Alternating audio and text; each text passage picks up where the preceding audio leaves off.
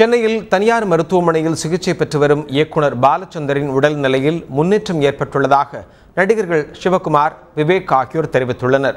மருத்துவமனையில் பாலச்சந்தரை சந்தித்த பின் அவர்கள் அளித்த பேட்டியை தற்போது காணலாம். அவர் கிராஜுவலி இம்ப்ரூவ் ஆகிருக்கார். நேற்று விட பெட்டராக இருக்குது. லிவர் ஃபங்க்ஷனும் பெட்டராக இருக்குது. கிட்னி ஃபங்க்ஷன் பெட்டராக இருக்குது. ஓகேவா? ஒரே சம்பளம் வென்டிலேட் பண்ணியிருக்காங்க ஒரு பாயிண்ட் தவிர அதுவும் எடுத்துருவாங்க. ஸோ நீங்கள் கிராஜுவலி இம்ப்ரூவ். என்னுடைய குருநாதர் பாலச்சந்தர் சார் அவர்களை பார்க்க இங்கே ஹாஸ்பிட்டலுக்கு வந்தேன். சோஷியல் மீடியாஸில், வாட்ஸ்அப்பில், ட்விட்டரில், ஃபேஸ்புக்கிலலாம் தவறான செய்திகளை நிறைய பேர் பரப்பிக்கிட்டு இருக்காங்க. உண்மையில் ஒரு நல்ல இம்ப்ரூவ்மெண்ட் சைன்ஸ் காட்டுறாரு.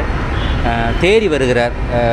டாக்டர்கள் வந்து அவங்களான முயற்சிகளை பண்ணி அவரை மீண்டும் நல்ல நிலைமைக்கு எடுத்து வர்றதுக்கு முயற்சி எடுத்துகிட்டு இருக்காங்க.